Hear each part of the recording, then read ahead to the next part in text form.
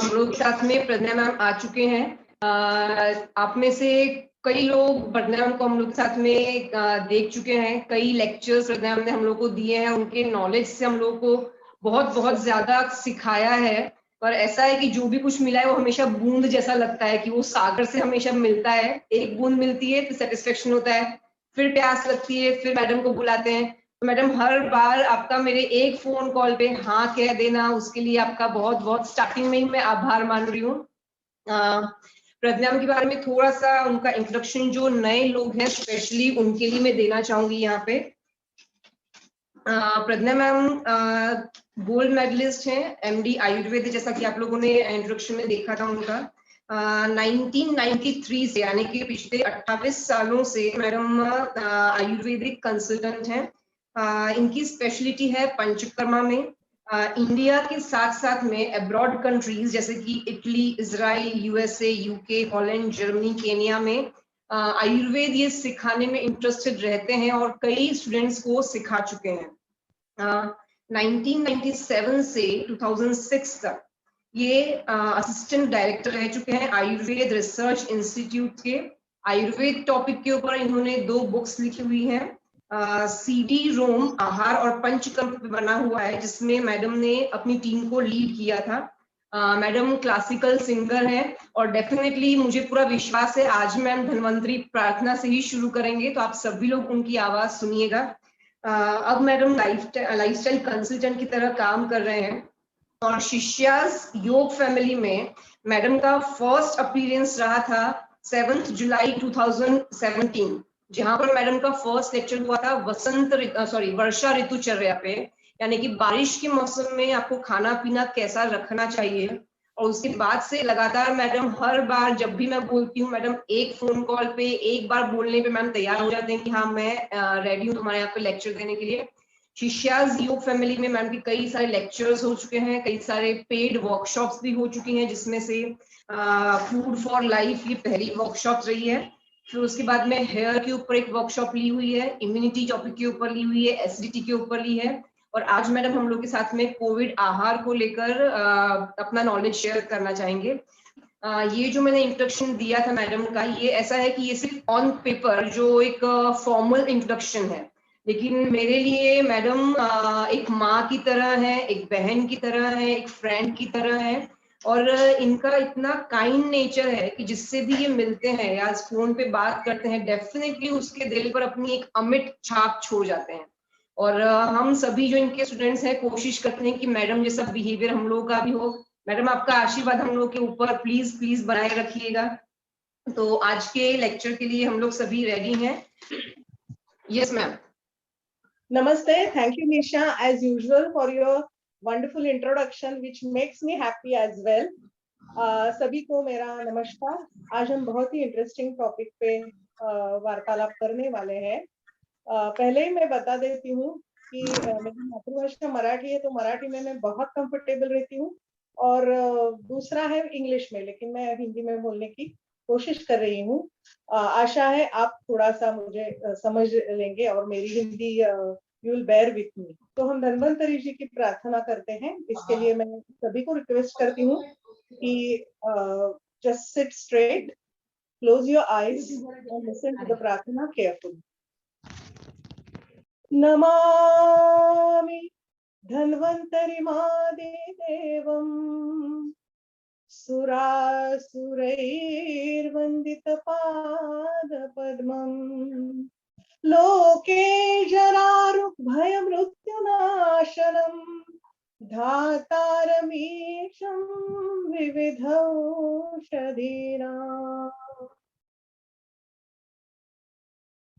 तो धन्वंतरि जी के आशीर्वाद से आज हम हमारा लेक्चर अभी शुरू करते हैं। आज का टॉपिक है कोविड और आहार। ये लेक्चर थोड़ा सा अलग होगा, क्योंकि अगर आप सर्च करेंगे व्हाट्सएप पे, यूट्यूब पे, तो आपको ऐसा रेडीमेड वो जो डाइट चार्ट रेडीमेड दे देते हैं। इस लेक्चर में मैं आपको ऐसा इंफॉर्मेशन दूंगी कि आप खुद आपका डाइट चार्ट बना सकोगे, क्योंकि अपने अपने हिसाब से घर की जो माँ रहती है, जो हम सबके लिए कुक करती है, उसने अगर डाइट चार्ट बनाया तो वो ज्यादा अच्छा रहेगा, ना कि केवल मैकेनिकली जो डाइट चार्ट डाइटिशियन देती है वो फॉलो करने से। क्यों, ये आपको इस लेक्चर में पता होगा। तो मैं आपको गाइड करूंगी कि आपका खुद का डाइट चार्ट आप कैसे बनाएंगे। इस लेक्चर में मैं एक आयुर्वेद की यूनिक कॉन्सेप्ट है अग्नि, इसके बारे में बहुत ज्यादा बात करूंगी, क्योंकि इसी पे हमारा आरोग्य निर्भर रहता है। एक सिंपल नियम में बताने वाली हूँ इस लेक्चर में, जो कि आपने सुना भी होगा। जब भूख लगे तो खाना, प्यास लगे तो पीना। अगर ये सिंपल रूल हम फॉलो करते हैं तो हमारी हेल्थ बहुत ही अच्छी रह सकती है। उसके बाद में मैं सिर्फ डाइट के बारे में डिस्कस नहीं करूंगी, तो डाइट कैसा बनाया जाए इसके बारे में मैं ज्यादा डिस्कस करने वाली हूँ। इसमें जो शुचिता यानी जो साफ सुथरा हम काम करेंगे वो उसके बारे में मैं बताऊंगी, और हम कौन से बर्तन यूज करें ये भी मैं आपको बताने वाली हूँ। पानी के बारे में मैं 10 मिनट का लेक्चर लूंगी, क्योंकि पानी हमारे स्वास्थ्य के लिए बहुत ही हितकारी है, अगर वो सही मात्रा में और सही समय लिया जाए तो इसके बारे में मैं ज्यादा बात करूंगी। मैंने बोला है अग्नि ये कंसेप्ट मैं डिटेल में डिस्कस करने वाली हूँ। तो अग्नि पे जो फैक्टर्स प्रभाव डालते हैं उसका मैं बोलती हूँ, उसको 3V हम बोलते हैं। वी क्यूब माने कि विहार माने हमारा बर्ताव, व्यायाम माने एक्सरसाइज, और विचार माने थॉट्स। तो इसके बारे में भी डिटेल में बोलने वाली हूँ। मैं थोड़े से इस लेक्चर के दरम्यान आपको शॉक भी देने वाली हूँ। आपके जो अब तक के कॉन्सेप्ट्स है regarding sprouted food, green veggies, high protein diet, fermented food, इसके बारे में मैं आपको कुछ डिफरेंट जानकारी देने वाली हूँ, जो कि आपको बहुत अच्छी तरह से उपयुक्त हो। और लास्ट नॉट द लीस्ट, मैं आपको कुछ टेक अवे मैसेज देने वाली हूँ। पहले मैं बता देती हूँ कि आयुर्वेद में 3 एनर्जी है, उससे हमारा शरीर बनता है। आपको, अगर आप आयुर्वेद का थोड़ा बहुत ज्ञान रखते हैं तो आपको पता होगा, वात, पित्त और कफ, ये जो 3 एनर्जीज है इससे हमारा शरीर बनता है। और जो कोविड बीमारी चल रही है उसमें हमें मेनली वात का इम्बैलेंस दिखता है और कफ का इम्बैलेंस दिखता है। तो हमारा आहार उसी हिसाब से होना चाहिए। इस पे ही मेरा लेक्चर आज आधारित है। और आप सभी को पता है, अगर आहार में कुछ ऐसे मिनरल्स ली जाए जैसे कि जिंक, तो हमारी इम्यूनिटी बढ़ती है। तो इसके बारे में भी हम लेक्चर में जानकारी लेंगे। तो अभी फिलहाल हम स्टार्ट करते हैं a unique concept in Ayurveda which is very important. उसका नाम है अग्नि। अग्नि माने क्या? फायर। अग्नि ये पचाने वाली शक्ति है। It's a digestive fire within us. Ayurveda का मानना है कि we are replica of the nature. हम जैसा निसर्ग बाहर है उसी का हम बने हुए हैं। तो बाहर में सन यानी सूरज का जो काम है वो काम हमारे शरीर में अग्नि करता है। तो इससे ही आपको पता होगा कि कितना इम्पोर्टेंस अग्नि को आयुर्वेद में दिया गया है। एक बात मैं बहुत अच्छी तरह से आपको समझाना चाहूंगी कि हमारी इम्यूनिटी अग्नि पे निर्भर रहती है, क्योंकि अग्नि में वो शक्ति है कि वो अगर अनवांटेड चीज हमारे शरीर में आए तो उसका भस्म कर सकती है, उसको जला डाल सकती है। वो वायरस हो, वो बैक्टीरिया हो, वो कुछ अनडाइजेस्टेड फूड हो, वो टॉक्सिन हो, कुछ भी जलाने की ताकत अग्नि में रहती है, अगर उसकी अच्छी तरह से देखभाल की जाए तो ये अग्नि को मेंटेन करने के लिए क्या होगा वो ही हम देखेंगे। इन सिंपल वर्ड्स, अन्न, पानी और विचार, ये जो शरीर में इसका डाइजेशन जो एनर्जी करती है उसे हम अग्नि बोलते हैं। ऑलवेज रिमेम्बर, जो बाहर से हम अंदर लेते हैं उसका अगर पचन सही नहीं हुआ तो हमारे वो शरीर के लिए उपयुक्त रहता नहीं। चाहे आप कोई भी अच्छी चीज खिला दो, लेकिन आपकी पचाने की शक्ति माने अग्नि अच्छा नहीं है तो उसका कुछ भी हम उपयोग नहीं कर सकते। न्यूट्रिशन में हमेशा देखा गया है कि there are 2 types of malnutrition. जो कुपोषण है वो 2 तरह की होती है। एक कुपोषण माने कि इंडिया में जो वेरी पुअर गरीब लोग हैं उनको खाना ही नहीं मिलता, उनको न्यूट्रिशन ही नहीं मिलता, इसलिए उनको न्यूट्रिशनल डेफिशिएंसी दिखाई देती है। और दूसरा, बहुत प्रगत अमेरिका में भी माल न्यूट्रिशन पाया गया है। वो किसकी वजह से? उनका खाना तो बहुत अच्छा रहता है लेकिन उनको पचाने की ताकत नहीं है, अग्नि अच्छा नहीं है, इसलिए सोना भी डाले तो भी उसका उपयोग नहीं है। हमारे मराठी में बोलते हैं, देणाऱ्याचे हात हजारो दुबळी माझी झोली। मतलब आप देने के लिए तैयार है लेकिन मेरा झोला फटा हुआ है, तो वो जो फटा हुआ झोला है उससे हम कुछ भी नहीं ग्रहण कर सकते, वो निकल जाता है। इसी हिसाब से अगर हमारा अग्नि अच्छा नहीं है तो चाहे जितना भी अच्छा खाओ, आपको वो यूज में नहीं आएगा। अग्नि क्या करता है? तो और एक और मैं बताने वाली हूँ। मेरा मानना है कि you are not what you eat, you are what you digest. आप जो खाते हैं वो आप नहीं है, आप जो पचा सकते हैं वो आप है। It's a very important concept. अग्नि क्या करता है हमारे शरीर में? वो हमें आयु यानी दीर्घायु प्रदान करता है, बल देता है माने स्ट्रेंथ, वर्ण देता है माने कॉम्प्लेक्शन, स्वास्थ्य देता है माने निरामय आयुष्य, उत्साह देता है, प्रभा माने ग्लो देता है, ओज तेज, ये सब अग्नि प्रदान करता है अगर वो अच्छी तरह से हमारे शरीर में काम करता हो तो। डॉक्टर BN हेगड़े करके सीनियर फिजिशियन है, उनकी हेल्थ की डेफिनेशन मुझे हमेशा बहुत अच्छी लगती है। वो बोलते हैं, सुबह उठ के अगर आपको अच्छा लगे, आपको काम करने की फुर्ती हो, तो समझिए कि आप स्वस्थ हो। अग्नि का महत्व और भी बहुत ज्यादा है। अगर अग्नि शांत हुआ तो आपको मृत्यु आती है। तो जब तक अग्नि चल रहा है आप जीवित हो, जब अग्नि सीज हो जाएगा तब आपकी मृत्यु हो जाती है। और last but not the least, अग्निमांद्य यानी कि नॉन फंक्शनिंग ऑफ अग्नि और माल फंक्शनिंग ऑफ अग्नि और इनएफिशिएंट अग्नि लीड्स टू डिसीजेस। अग्निमांद्य की वजह से हमारे शरीर में रोगोत्पत्ति होती है। तो इतना इम्पोर्टेंट हमारे अग्नि का है। अभी आप पूछेंगे तो इतना अच्छा अग्नि है तो इसकी हम केयर कैसे लें? तो अग्नि पे जो घटक असर डालते हैं उनमें सबसे इंपॉर्टेंट है डाइट यानी आहार, दूसरा है पानी, तीसरा है हमारा बर्ताव, चौथा है हमारे विचार, पांचवा है एक्सरसाइजेस और छठा है ऋतु। आयुर्वेद में बहुत ही इंटरेस्टिंग कंसेप्ट है ऋतुचर्या, माने के हर सीजन के हिसाब से हमें हमारे डेली रेजिम में क्या बदलाव करने चाहिए। तो ये अग्नि कब कम हो जाता है? जब ऋतु संधि हो तो। मतलब ये जो 6 ऋतु है उसमें का जो ज्वाइनिंग पीरियड रहता है, माने कि अभी ठंडी से गर्मी की ओर हम बढ़ रहे हैं, वसंत ऋतु है, तो वसंत ऋतु की शुरुआत में हमारा अग्नि कम हो जाता है। जब दो दो ऋतु मिलते हैं तो उनके बीच में जो पीरियड रहता है उसको हम बोलते हैं ऋतु संधि। तो ये ऋतु संधि में नेचुरली अग्निमांद्य बढ़ता है, इसलिए हमारी इम्यूनिटी कम हो जाती है। आपको पता होगा लास्ट ईयर भी कोविड की पहली जो वेव आई थी वो भी मार्च अप्रैल में आई थी।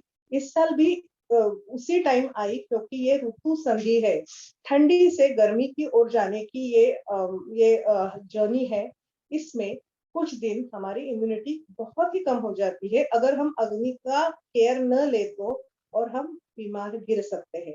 तो ये बहुत ही स्पेशल कंसेप्ट आपको हमेशा याद रखनी चाहिए। अग्नि यूजुअली 3 प्रकार के होते हैं हमारे में। कई लोगों के अग्नि बहुत तीक्ष्ण होते हैं, माने कि क्या उनको बहुत ज्यादा भूख लगती है, वो अच्छी तरह से अन्न पचा सकते हैं और अगर उनको खाना नहीं मिले तो वो बहुत अस्वस्थ हो जाते हैं, उनको चीड़ आती है। ऐसा प्रकार उसको बोलते हैं तीक्ष्ण अग्नि। ये लोग थोड़े से लकी है क्योंकि उनका अग्नि नेचर से ही अच्छा होता है।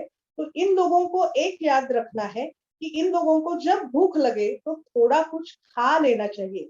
इन लोगों के लिए दीक्षित डाइट नहीं है। 2 बार ही ये खा नहीं सकते, उनको बार बार खाना लग पड़ता है, लेकिन उनका अग्नि इसको पचाता भी है। उनका BMI बहुत अच्छा रहता है, उनका मेटाबॉलिज्म रेट बहुत अच्छा रहता है। दूसरे लोग हैं जिनका नेचर से ही अग्नि मंद रहता है, माने कि उनको भूख ज्यादा नहीं लगती, अगर टाइम भी हुआ है और उनको खाना नहीं मिला तो उसको उनको चल सकता है, जैसे ओके ओके नो प्रॉब्लम, थोड़ी देर के बाद दीजिए। इन लोगों को हमेशा याद रखना चाहिए कि उनका अग्नि मंद है, इसलिए उनको अच्छी तरह से भूख जब तक न लगे तब तक ये न खाए। ये लोग दीक्षित डाइट आराम से फॉलो कर सकते। कभी का ये डाइजेस्ट अच्छी तरह से करता है, कभी डाइजेस्ट अच्छी तरह से नहीं करता है, कभी इनको बहुत भूख लगती है, कभी बिल्कुल भूख नहीं लगती, और ये लोग मूडी रहते हैं, मूड स्विंग्स रहते हैं।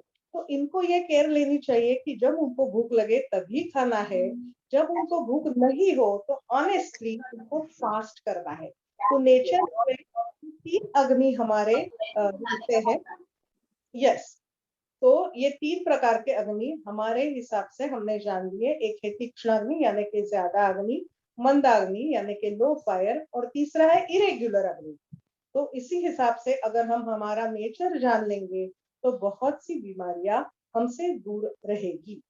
सब घोड़े 12 ऐसा नियम आयुर्वेद में नहीं होता, ये बहुत ही पर्सनलाइज्ड होता है, और एक ही फैमिली में 3 प्रकार के अग्नि हमें पाए जाते हैं। तो अकॉर्डिंगली आपको एडजस्ट करना पड़ता है, लेकिन एक एक बार आपको पता हो तो आप अच्छी तरह से आपका ख्याल रख सकते हैं।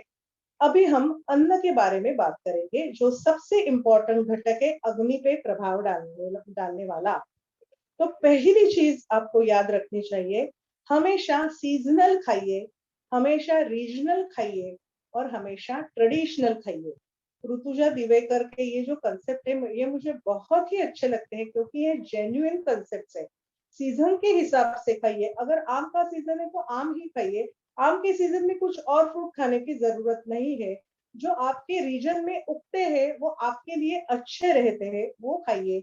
और जो हमारी नानी दादी इसने खाया है वही फूड हमारे लिए अच्छा रहता है। इसका मतलब ऐसा नहीं है कि कभी भी इटालियन नहीं खाना, साउथ इंडियन नहीं खाना, once in a while it is okay, लेकिन हर रोज की अगर बात करें तो हमारा जो ट्रेडिशनल फूड है, हम जो सालों से खा रहे हैं, उससे हमारा पोषण बहुत अच्छी तरह से होता है और बीमारियां बढ़ती नहीं। दूसरी एक इंटरेस्टिंग कंसेप्ट में आपको बताने वाली हूँ। संस्कृत में कुकिंग को बोलते हैं स्वयं पाक। स्वयं माने खुद ने बनाया हुआ, पाक मतलब रसोई। हम कितने लोग स्वयं पाक करते हैं? हम तो परपाक ही खाते हैं, होटल में खाते हैं, ऑर्डर करते हैं, जोमेटो स्विगी। तो अभी इस माहौल में हमें ये ध्यान रखना चाहिए कि हमें हमारे अग्नि की बहुत सी प्रोटेक्शन करनी है, इसलिए हमें खुद रसोई बनानी चाहिए, चाहे वो सिंपल हो, लेकिन हमें हमारे फैमिली मेंबर ने वो बनानी चाहिए, माँ हो बहन हो। अगर जेंट्स लोग भी बना सकते हैं, प्यार से बनाए, उनको मदद करे, तो एक अच्छा माहौल भी बनता है, और उसके वो जो फूड है उसकी वाइब्रेशन ही अलग रहती है। तो try to cook at least once a day. बाकी नेक्स्ट सेकेंड टाइम बाई हो तो चलता है, मतलब वर्किंग आवर्स आपके बहुत टाइट हो तो, लेकिन preferably try to cook your own food, that will definitely improve your अग्नि। तीसरी बात है, हमेशा ताजा खाना चाहिए, फ्रेश फूड। फ्रिज में रखा हुआ बासी महीनों से बनाया हुआ ये फूड हमारे अग्नि के लिए अच्छा नहीं रहता। ताजा की डेफिनेशन है फूड कुक करने के बाद 42 मिनट्स के अंदर वो खाया जाए।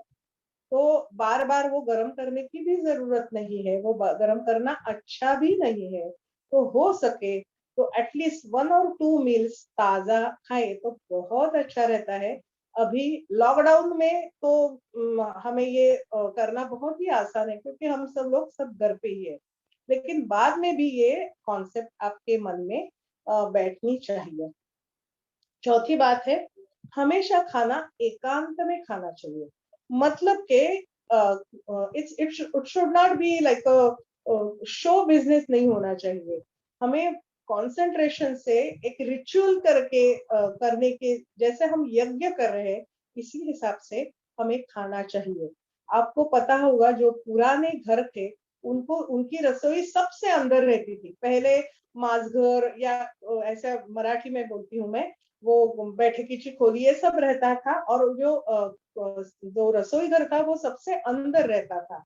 उस क्योंकि उसकी साफ सुथरा उसका मेंटेन करना भी अच्छा रहता है, और ये रिचुअल बहुत ही एकांत में करने की जगह है। इसलिए इसका प्रिंसिपल आप समझिए कि खाना एकांत में उसको रिस्पेक्ट देके खाना चाहिए, न कि टीवी देखते हुए, न कि कुछ पढ़ते हुए। तो focus and concentrate and with pleasure you have to eat. बहुत ही मन मन में कृतज्ञता के भाव चाहिए। हम लोग प्रार्थना करते हैं खाने से पहले, बहुत अच्छी रिचुअल है।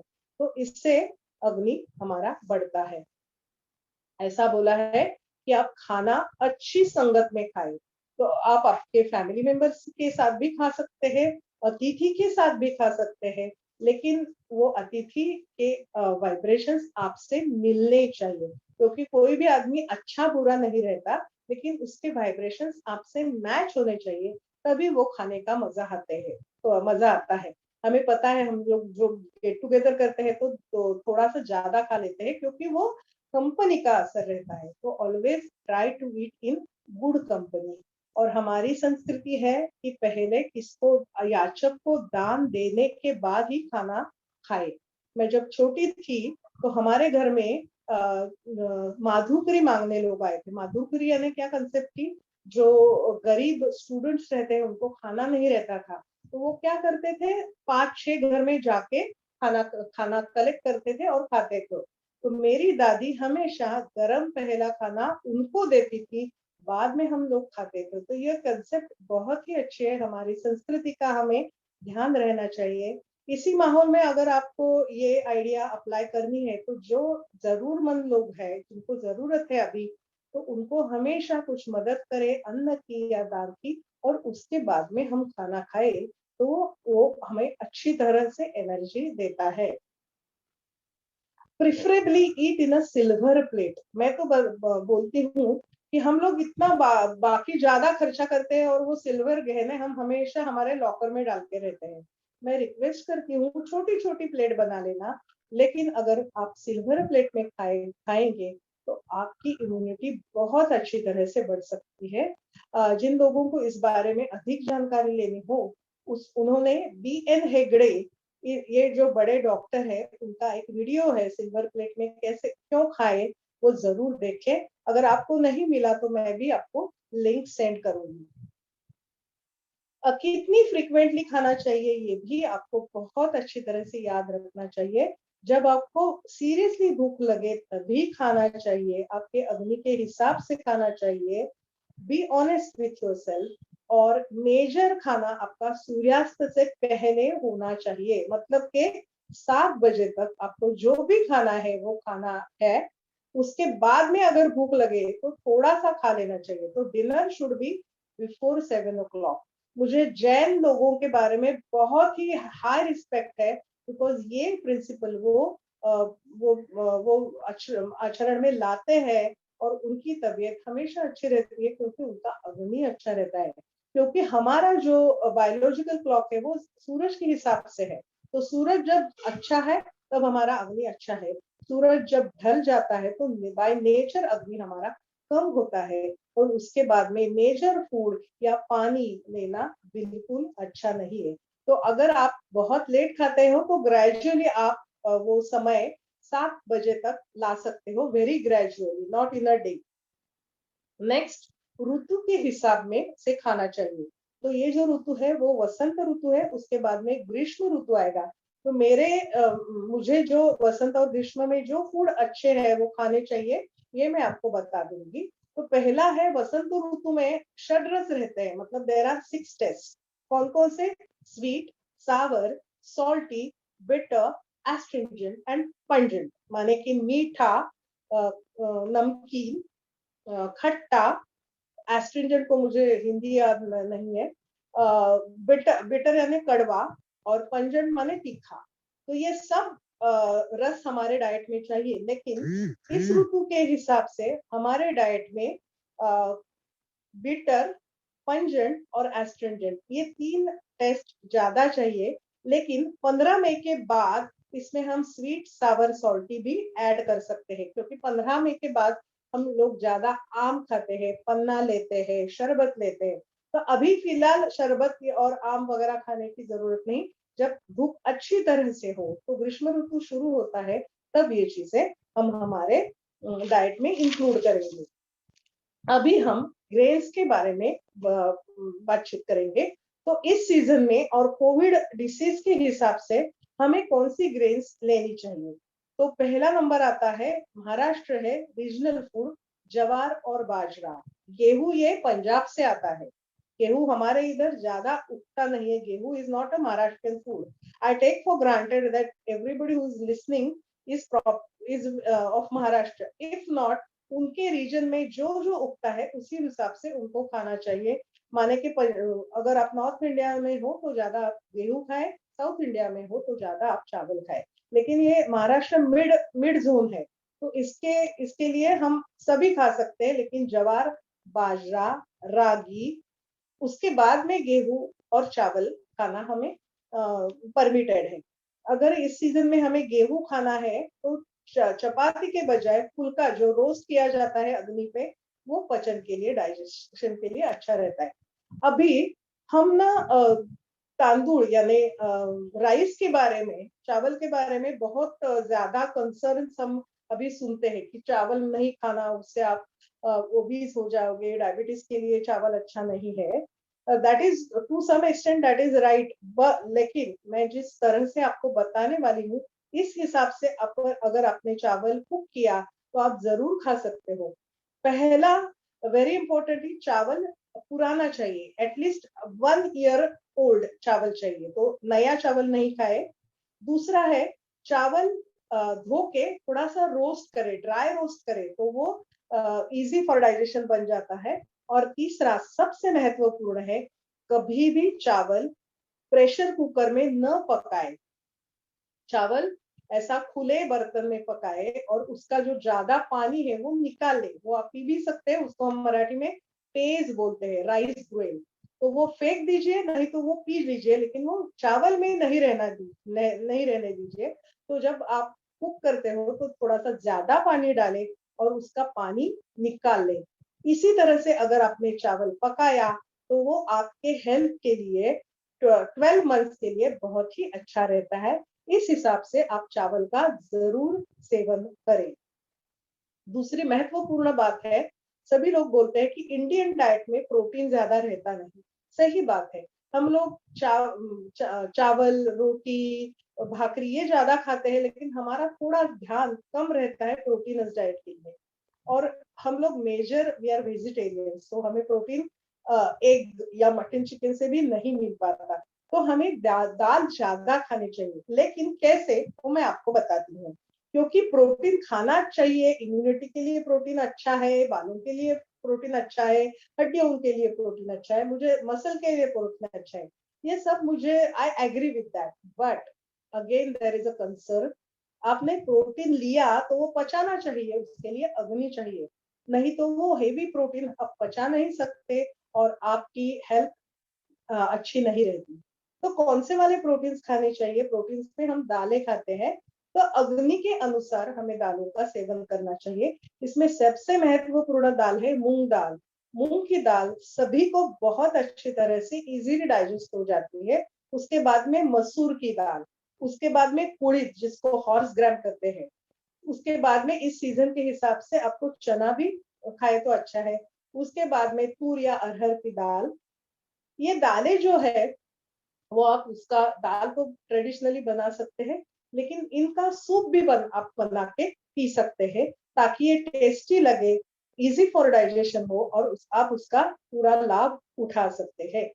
मैं 2-3 जो लिक्विड है उसके बारे में भी ज्यादा बात करूंगी कि हमें इस कोविड के लिए इम्यूनिटी बढ़ाने के लिए हमेशा ये सलाह दी जाती है कि कोई तो हॉट ड्रिंक पियो, गर्म पानी हो, हल्दी वाला दूध पियो। तो इस हिसाब में मैं आपको हमारे ट्रेडिशन में जो हम यूज करते हैं उसकी कुछ एग्जांपल्स देंगे, वो आप हमेशा यूज कीजिए। एक हम कोकम का सूप बनाते हैं, वो आपको बहुत अच्छी तरह से लेना चाहिए। दूसरा है ट्रेडिशनल कढ़ी बनाते हैं। कढ़ी ये इस सीजन के हिसाब से और कोविड के हिसाब से बहुत अच्छी रहती है।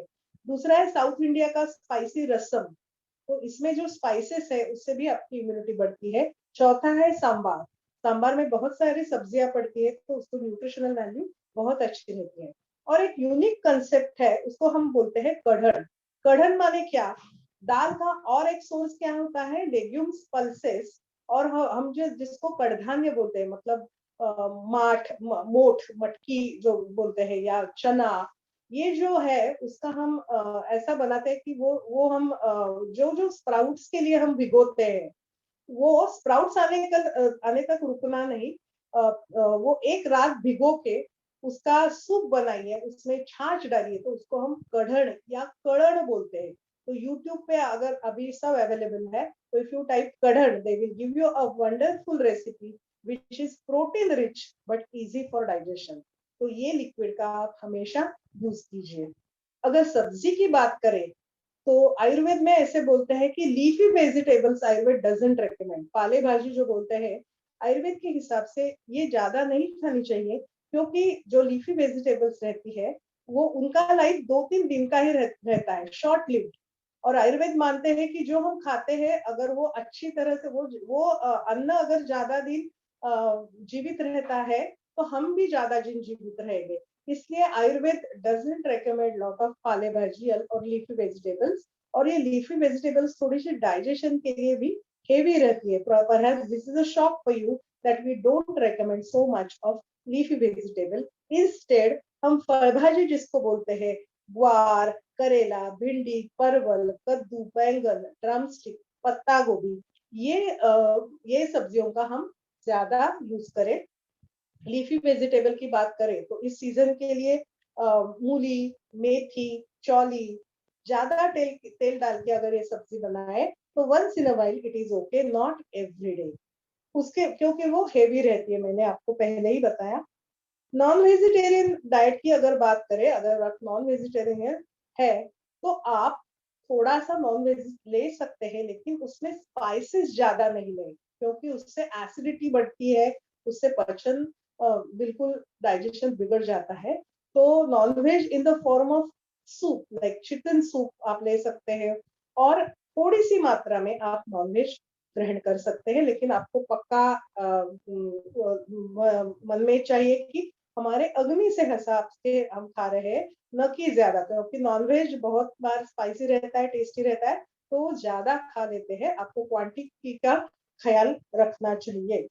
अगर सैलड्स की बात करें तो अगेन आयुर्वेद सैलड्स को ज्यादा रिकमेंड नहीं करता, क्योंकि वो भी हेवी होते हैं डाइजेशन के लिए। लेकिन 10% of your diet can be salads. इसमें इस हिसाब के इस सीजन के हिसाब से और कोविड के हिसाब से आप टमाटर, ककड़ी और सफेद प्याज इसका जरूर उपयोग करें। मूली भी खा सकते हैं, गाजर भी खा सकते हैं।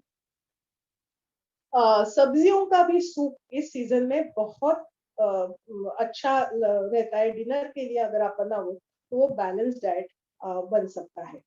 अगर मसालों की बात करें तो धनिया, जीरा, राई, हिंग, लहसुन, अदरक, दालचीनी, तमालपत्र, हल्दी, मीरा यानी ब्लैक पेपर, अजवाइन, ये और मुलेठी और सौंफ, इसका हम यूज जरूर करें। इससे हमारा अग्नि भी बढ़ता है, इसका रोल अगेंस्ट कोविड भी है। अगर हम हरे मसाले की, ताजे मसाले की बात करें तो धनिया धनिया, पुदीना, लहसुन, अदरक, कड़ी पत्ता, इसका हम ज्यादा उपयोग कर सकते हैं।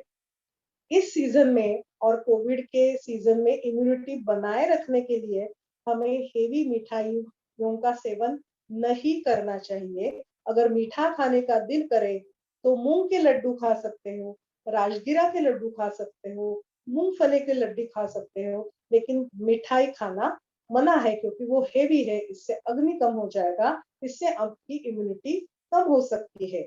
जब आम का सीजन आए 15 मई के बाद, तो आप आम जरूर खा सकते हो। मुझे लगता है कि सीजन में सबसे अच्छा मीठा खाने का मौसम वही है। आम ये रसायन है। आप डायबिटिक हो तो भी आप आम खाइए। कैसे, वो मुझे पर्सनल मैसेज कीजिए, मैं आपकी मदद करूंगी। अभी फल की बात चल रही है तो अगेन फल भी सीजनल ओरिजिनल खाने चाहिए। फल के बारे में 2-3 चीजें आपको बहुत अच्छी तरह से ध्यान में रखनी है। फल हमेशा सूर्यास्त से पहले खाए, सूर्यास्त के बाद यानी नाइट को फल कभी न खाए। और जब आप फल खाए तो बाकी कुछ ना खाए, मतलब फ्रूट, एक टाइम का फ्रूट ही खा लो। और प्रिफरेबली इस सीजन में उन फ्रूट पे चाट मसाला, जीरा मसाला, मीरा यानी ब्लैक पेपर ये डाल के ही खाए, तो ये आपको अच्छी तरह से हजम हो सकते हैं। वो फल खाने से जो एक डेंजर रहता है कि उससे सर्दी हो सकती है, जुकाम हो सकता है, खांसी आ सकती है, ये भी अगर ये मिक्स करें तो ये पॉसिबिलिटी चली जाती है। इस इस सीजन में और एंटी कोविड में आपको 3A फ्रूट्स के बारे में बताती हूँ। वो है आंवला, अनार और आम। आप जरूर ये फल हमेशा आपके डाइट में रखिए। अगर दूध और दूध के पदार्थों के बारे में हम बात करते हैं तो इस सीजन में आप दूध गर्म करके ले सकते हैं, हल्दी डाल के, सौंठ डाल के, ऐसा आप पी सकते हैं, लेकिन ठंडा दूध बिल्कुल नहीं। आप छाछ पी सकते हैं, आप थोड़ा सा मक्खन खा सकते हैं। ये तो और मम्मा को भेजेगी और फोन पे रिंग करेगी कि ये भेज रहे हैं, सुन लो। आपको हमेशा आपके डाइट लिंक में भेजिए। चाहिए, लेकिन दही का सेवन न करें, पनीर का सेवन न करें और चीज का सेवन न करें।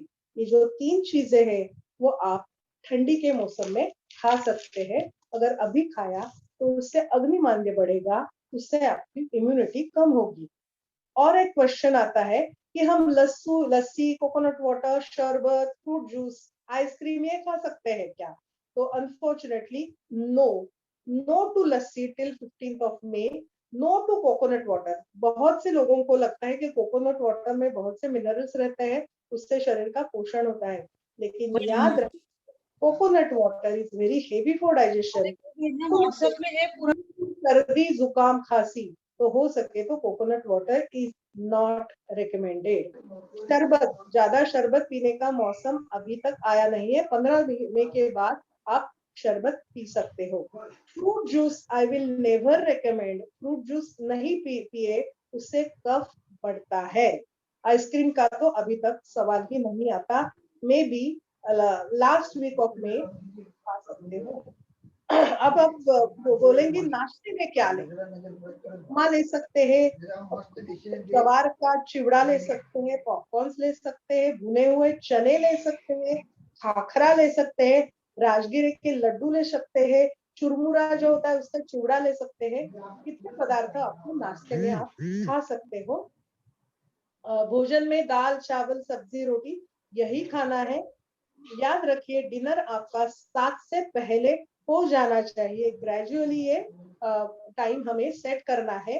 अगर 7 के बाद आपको भूख लगे तो ऊपर दिए हुए नाश्ते के जो ड्राई फूड्स है, यानी कि खाखरा, चना, राजगिरा लड्डू, ये आप जरूर खा सकते हो। अभी लोग मुझे पूछते हैं कि मैं हम क्या टॉनिक लें, क्योंकि अगर कोविड हो गया है और या तो पोस्ट कोविड वीकनेस है तो उसके लिए कुछ टॉनिक चाहिए, तो मैं आपको टॉनिक जरूर बताऊंगी। एक वेरी स्पेशल कंसेप्ट है सुवर्ण सिद्ध जल। पानी के बारे में मैं आपको डिस्कस करने वाली हूँ, तब इसके बारे में मैं आपको ज्यादा बात करूंगी, लेकिन अभी फिलहाल दिमाग में रखिए कि सुवर्ण सिद्ध जल ये एक बहुत अच्छा टॉनिक है, तो हमें पीना चाहिए। दूसरा है मोरावड़ा। मोरावड़ा मतलब के आंवला का जाम, आंवला का मुरब्बा आपको हमेशा आपके डाइट में रखना चाहिए। तीसरी यूनिक कंसेप्ट है जिसको हम बोलते हैं पंचामृत। पंच माने 5, अमृत माने नेक्टर। तो 5 ऐसे पदार्थ है, अगर वो इकट्ठा करके ले लिए तो उसको हम पंचामृत बोलते हैं। इसमें दूध, दही, शहद, शक्कर और घी, ये हम सब मिला के लेते हैं। इसका प्रोपोर्शन के बारे में आप मुझे फोन कर सकते हैं, मैं आपको क्लियर गाइडेंस दे देती हूँ। हम जब पूजा करते हैं तो ये पंचामृत से हम भगवान को स्नान कराते हैं। तो एक नियम है कि जो भगवान के लिए वो हमारे लिए भी, क्योंकि हमारे हमारे में भी भगवान का ही अंश है। तो पंचामृत हमें पीना चाहिए, उससे हमारी ताकत बनी रहती है। नेक्स्ट इज च्यवनप्राश या स्वामला। धूतपापेश्वर का स्वामला करके एक प्रोडक्ट है, इट्स लाइक च्यवनप्राश, लेकिन इसका भी बहुत अच्छी तरह से हमारे सेहत पे इफेक्ट होता है। याद रखें, च्यवनप्राश कभी भी दूध के साथ लेना नहीं है।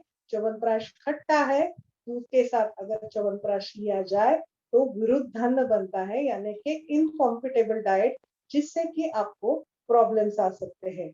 इसी बहाने से मुझे और एक याद आया, कभी भी फल भी दूध के साथ लेना सेहत के लिए अच्छा नहीं होता। Milkshakes are not recommended, only exception is mango. आम आप दूध के साथ जरूर खा सकते हो। इसके बाद में हम बोलते हैं कि टॉनिक्स में हमें हमारे दिमाग में हमेशा ड्राई फ्रूट्स आ जाते हैं, तो आप सही हो। इस सीजन में ब्लैक रेजिन यानी कि मुनक्का जो बोलते हैं वो आप खा सकते हैं। सूखा अंजीर भी आप खा सकते हैं। जर्दालू जिसको बोलते हैं वो भी आप खा सकते हैं। मैंने पहले भी बताया कि 3A फ्रूट्स आर टॉनिक्स, आम, अनार और आंवला। इस सीजन में और एंटी कोविड एक बहुत अच्छा सिंपल टॉनिक है, वो है भुना हुआ चना। तो जो चना भुना हुआ है वो इजीली डाइजेशन होता है, और चने का एक वैशिष्ट्य है कि चना अगर खाए तो आपको फुर्ती आती है, इट गिव्स यू एनर्जी। तो हमेशा आपके नाश्ते में भी आप भुना हुआ चना रख सकते हैं। और नेक्स्ट इज साड़ीचा लाह्या, हम मराठी में बोलते हैं, दीज आर राइस पफ्स। ये जो पॉपकॉर्न जैसा होता है, वो जो हमारे दिवाली के टाइम में हम राइस का पफ्स यूज करते हैं, साड़ीचा लाह्या उसको बोलते हैं। इसमें बहुत एनर्जी रहती है, ये बहुत इजी फॉर डाइजेशन रहता है, और इससे आपको टॉनिक जैसा इफेक्ट मिलता है।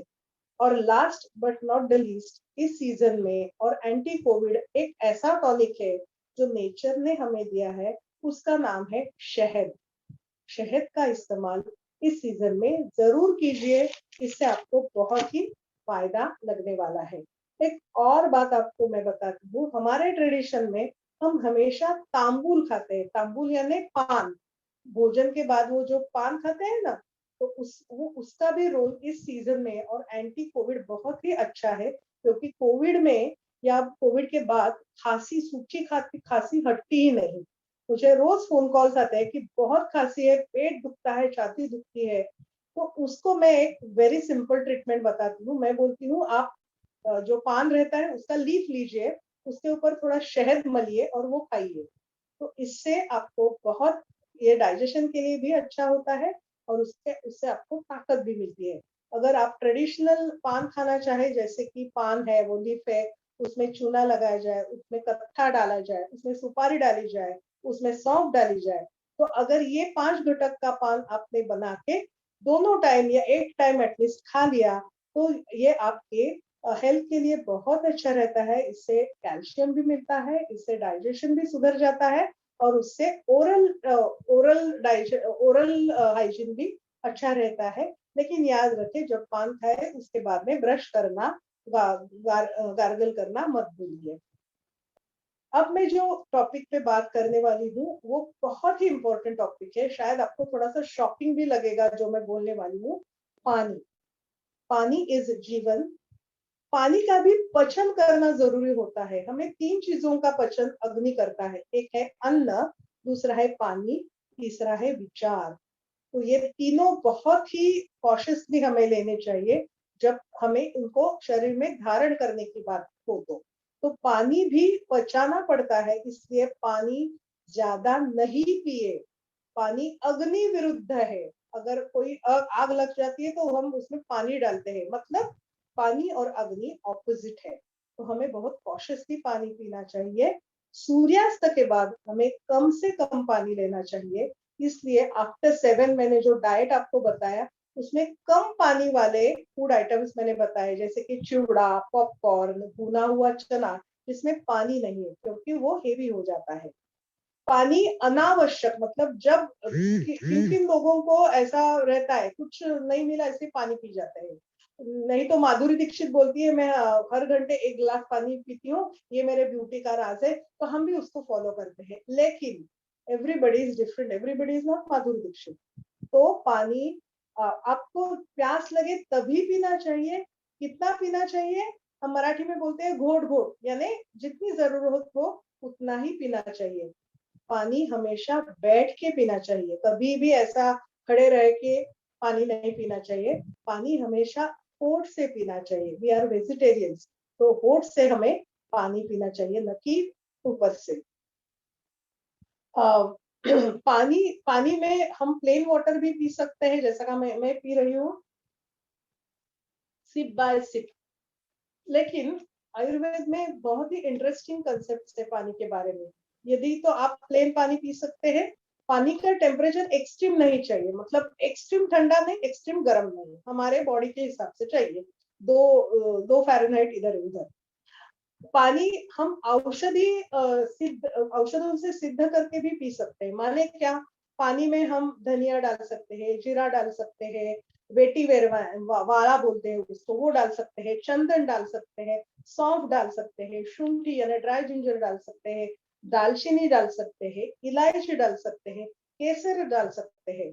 वो मेरे मेरे हिसाब से सिद्ध जल का कॉन्सेप्ट हमें जल जीरा में बहुत अच्छी तरह से पता चलता है। जलजीरा बहुत अच्छा है स्वास्थ्य के लिए, जिसमें पुदीना डलता है, धनिया डलता है, तो इससे पानी की क्वालिटी बहुत अच्छी रहती है। मैं हमेशा 1 डे स्पाइस करती हूँ, मतलब कि कांच की ग्लास में, कांच की बोतल में मेरा पानी पीने का जो है वो इधर मैं रखती हूँ। ये मेरा स्टडी टेबल है। तो हमेशा मैं दिन में ज्यादा वक्त इधर बिताती हूँ जब क्लिनिक में नहीं रहती। तो इधर मेरे इधर पानी रहता है, तो उसमें मैं हमेशा एक स्पाइस डाल के रहती हूँ। मेरा फेवरेट है केसर, लेकिन कभी कभार सिनेमन डाल देती हूँ, कभी कभार सौंफ डालती हूँ। तो ये मेडिकेटेड वाटर ही बहुत अच्छी तरह से काम करता है। अगर इसमें धनिया, साबुत धनिया, धनिया के बीज या जीरा ये डाल डाल के पानी पिया जाए तो ये सीजन के लिए बहुत अच्छा काम करता है। इससे हमारा अग्नि बढ़ता है, और जो सुगंध आती है उससे हमारा मन प्रसन्न रहता है। मैं मन के बारे में तो लास्ट में बोलने ही वाली हूँ कि इस सीजन में हमें इम्यूनिटी अगर बरकरार रखनी है तो हमें हमारे विचारों का या मन का जरूर ख्याल रखना चाहिए। और मन को सुगंध से प्रसन्नता आती है, इसलिए पानी में अगर कुछ सुगंध डाल के दिया हो तो उससे आपका स्वास्थ्य अच्छा रहता है। अगर आप लोग केरल में गए हो तो केरल में हमेशा हमें मेडिसिनल वाटर ही मिलता है। आयुर्वेद में एक षडंग पानीय करके बहुत स्पेशल कंसेप्ट है, जो कि ज्वर में या फीवर में दी जाती है। उसमें भी ऐसा ही है कि कुछ औषधि मिला के पानी पीना हो। और एक वेरी इंपॉर्टेंट कंसेप्ट आयुर्वेद में है कि पानी का काढ़ा करके पिया जाए। मतलब कि 1 गिलास पानी है तो इतना उबल आ जाए कि वो 1/4 या 1/2 रहे, और उसके बाद में उसका सेवन करें। अगर इसी तरह से पानी पिया जाता है तो it is easy for digestion, अग्नि को बढ़ाता है। ये जो इस तरह से पानी अगर ओबीज पीपल लेते हैं तो उनका वेट कम हो सकता है। Not necessary that you should eat it hot, drink it hot. गुनगुना करके या ठंडा करके भी पी सकते हो, लेकिन उस पे अगर अग्नि की प्रक्रिया हुई हो तो वो पानी इजी फॉर डाइजेशन हो जाता है। इस इम्यूनिटी के बारे में मैं एक बहुत यूनिक कंसेप्ट के बारे में आपसे बात करनी वाली हूँ। उसका नाम है सुवर्ण सिद्ध जल, माने के सुवर्ण से संस्कारित पानी। तो क्या किया जाए? एक बड़ा पतीला लेके उसमें पानी डाला जाए, उसमें एक रिंग, गोल्ड की रिंग हो या कॉइन हो, प्लेन गोल्ड रहना चाहिए, वो डाल के वो बहुत देर 20-30 मिनट कर उसको बॉईल किया जाए। थोड़ा सा वो पानी कम होना चाहिए, तो उसमें सुवर्ण के संस्कार आ जाते हैं। वो सुवर्ण निकाल के वो पानी का ही यूज आपको मटके में भी भर सकते हैं। वो पानी का यूज अपने डेली रूटीन के लिया तो उससे आपको शक्ति मिलती है। मैंने टॉनिक की बात की, तो सुवर्ण कल्प भी हम ये कोविड में दे रहे हैं, मतलब सोने की दवाइयाँ। लेकिन गरीब लोग ये अफोर्ड नहीं कर सकते, बट गरीब लोग ये सुवर्ण सिद्ध जल जरूर यूज कर सकते हैं। छोटा सा सोने का टुकड़ा इसको लगता है, तो उससे भी हम इम्यूनिटी बढ़ा सकते हैं। ऐसा सुवर्ण सिद्ध जल हम बच्चों को भी देते हैं, हम न्यूली डिलीवर्ड लेडीज को भी देते हैं, हम बूढ़े लोगों को भी देते हैं। इससे उनकी ताकत मेंटेन रहती है। तो ये स्वर्ण सिद्ध जल का भी आप जरूर उपयोग करें। अभी खाने के बारे में, पीने के बारे में हो गया। अग्नि पे और कौन इन्फ्लुएंस डालता है, वो है विहार। विहार माने हमारा बर्ताव। तो हम क्या बर्ताव करते हैं, हम कब उठते हैं, हम कब सोते हैं, हम एक्सरसाइज करते हैं या नहीं, हम बैठे रहते हैं, क्या क्या चलते हैं, ये सब जो चीजें हैं वो आपके अग्नि पे प्रभाव डालती है। तो जल्दी उठना, जल्दी सोना, इससे आपकी इम्यूनिटी अच्छी रहती है, आपका अग्नि अच्छा रहता है। दूसरी बात है, आप एक्सरसाइज के लिए दो तरह के एक्सरसाइज कर सकते हैं। या तो सूर्य नमस्कार, क्योंकि हमारे संस्कृति में कहा गया है आरोग्यम भास्करात् इच्छेत्, माने के आरोग्य सूर्य से मांग लो। तो अगर आरोग्य आपको सूर्य से मांगना है हो तो उसको नमस्कार करना जरूरी है। तो सूर्य नमस्कार आप जरूर करें। 1 से स्टार्ट करके 12 तक सूर्य नमस्कार सुबह जल्दी उठ के अगर किए तो आपका अग्नि अच्छा रहेगा, माने कि आपका स्वास्थ्य अच्छा रहेगा। दीर्घ श्वसन यानी कि प्राणायाम भी आप कर सकते हो। इसमें बहुत ही महत्वपूर्ण है, मन पे असर डालने वाला, वो है ओंकार का उच्चारण। अ उ म यानी कि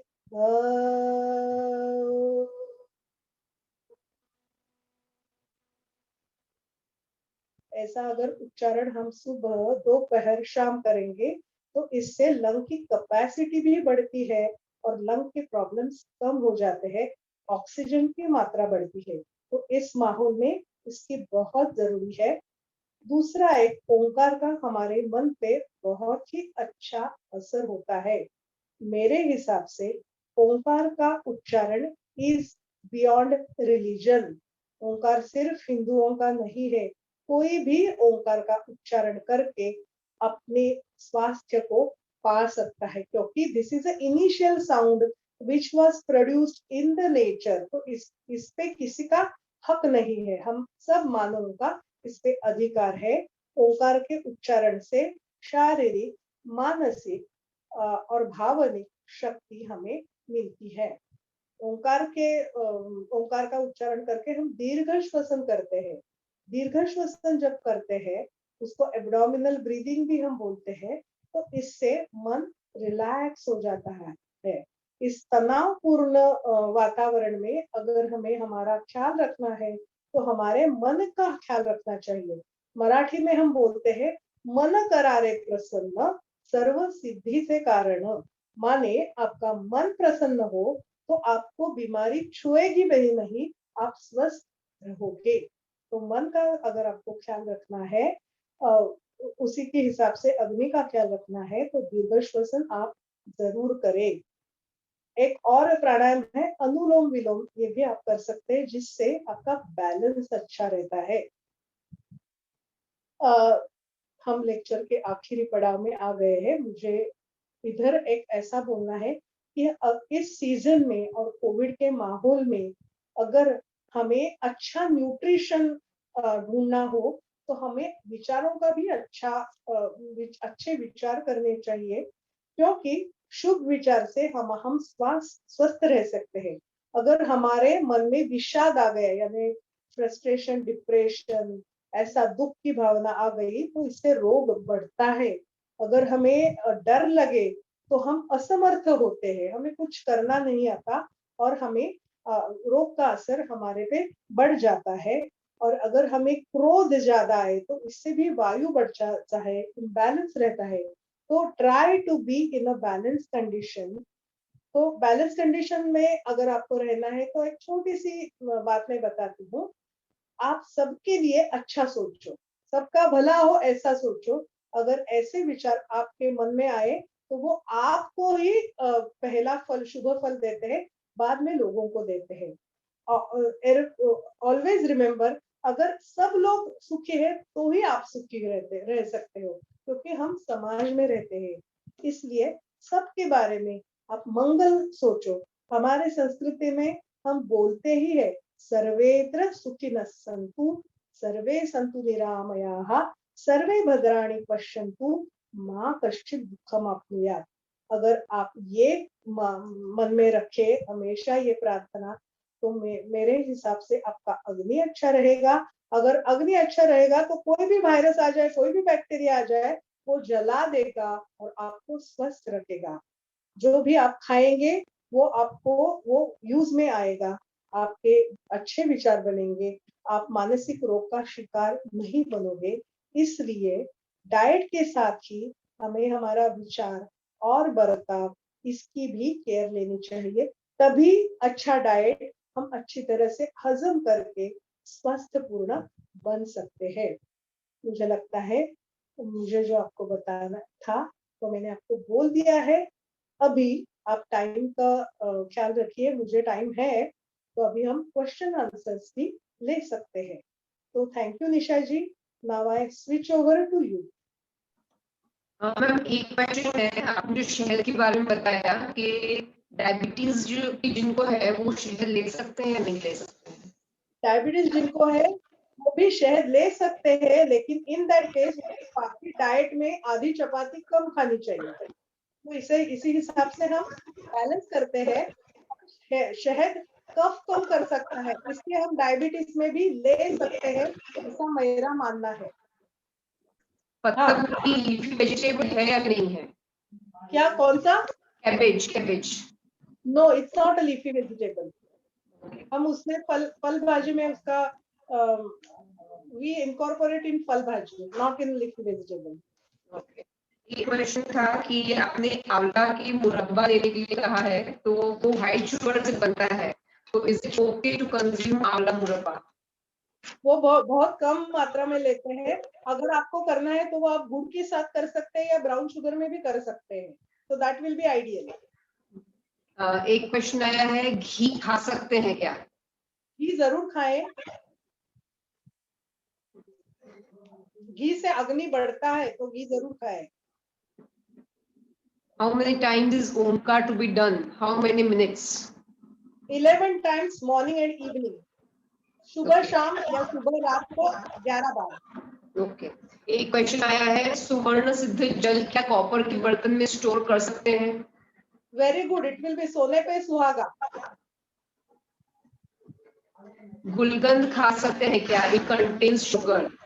जरूर, लेकिन अगर गुलकंद कंज्यूम कर रहे हैं तो डाइट में थोड़ा एडजस्ट कर लो, अगर डायबिटिक हो तो। मैडम जो आपने कहा है कि स्पाइसेस डालते हैं पानी में, तो उसको उबालना है या ऐसे रखना है? दोनों, आपको जैसा अच्छा लगे। ओके। स्प्राउट्स खा सकते हैं क्या? वेरी गुड, मेरा एक पॉइंट छूट गया था। स्प्राउट आयुर्वेद के हिसाब से नहीं खाना चाहिए। स्प्राउट के पहले ही उसका कुछ बना लीजिए, स्प्राउट आने तक नहीं रुकिए। सुवर्ण जल में क्या वाटर को बॉईल करना नेसेसरी है? हाँ है, इट इज नेसेसरी। है डायबिटीज वाले पर्सन मैंगो खा सकते हैं क्या? जरूर खा सकते हैं, रोटी कम खाइए। मुझे मटके पर्सनल फोन कीजिए। मटके में सोना डाल के रख सकते हैं क्या? क्या मटके में? सोना का जो हम लोग सुवर्ण सिद्ध जल है ना, तो यदि उबालना नहीं है उसको, यदि हम लोग मटके में सोना डाल के रखें तो वो चलता है क्या? हमेशा ऐसा देखा गया है कि मटका धोते वक्त को सोना गुम हो जाता है, तो मटके में डालना है तो तांबे का सिक्का डालो और उबालो सोने में, वो सोना निकाल लो और बाद में शिफ्ट करो। और ये सुवर्ण जल हम लोग रोज ले सकते हैं क्या? जरूर। नमक कौन सा खाना चाहिए? सेंधा नमक प्रिफरेबली, नहीं तो जो खड़ा नमक आता है वो, टाटा नमक नहीं।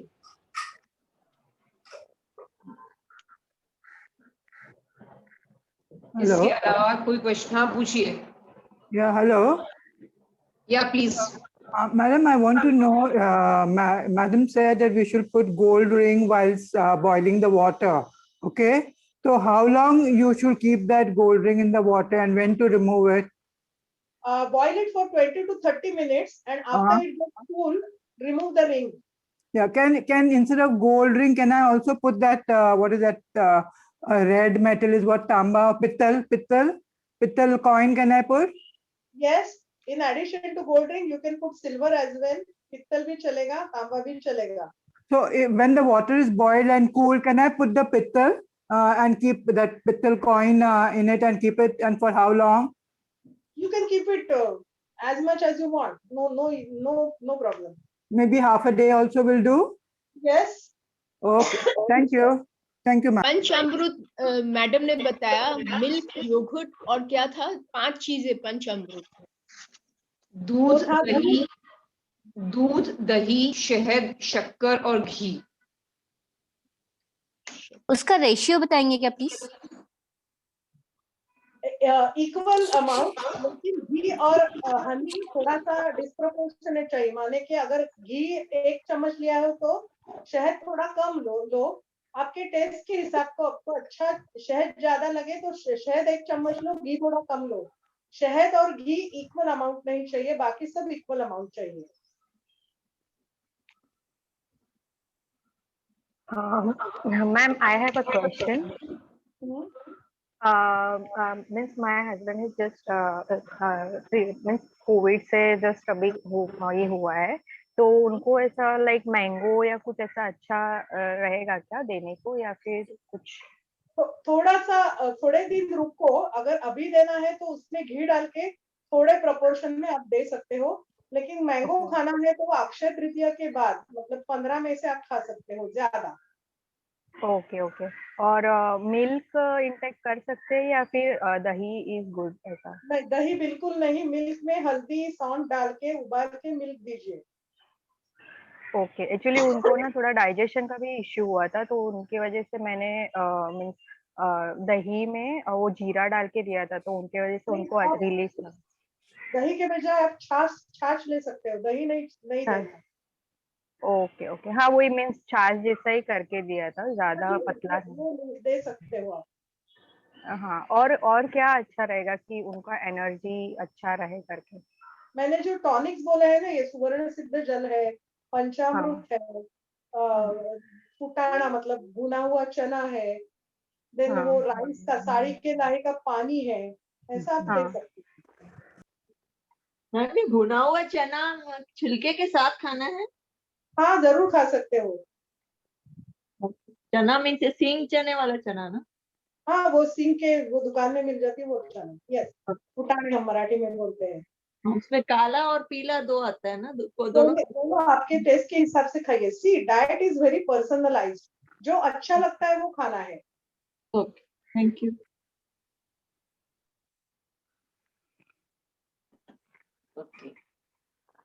एक चीज मुझे बोलनी है, एक चीज छूट गई.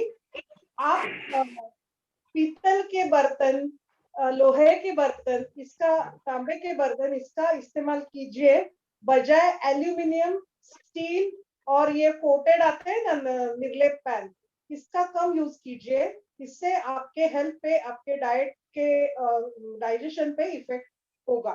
तो जो माले पे रखे हैं वो निकाल लीजिए और उसमें खाना बनाइए.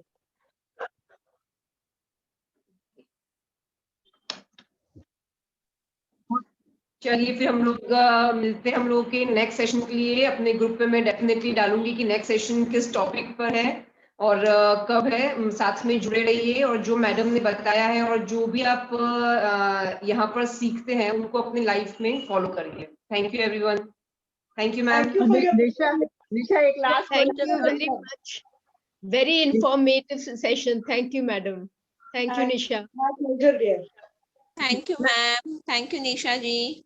मैम, निशा, हाँ दीदी पूछिए. वो एक पानी में सोने का, चांदी का और तांबे का तीनों रिंग डाल के एक साथ बॉईल कर सकते हैं क्या? हाँ, जरूर. 20 मिनट तक. हाँ, 20 मिनट, आधा घंटा. Thank you.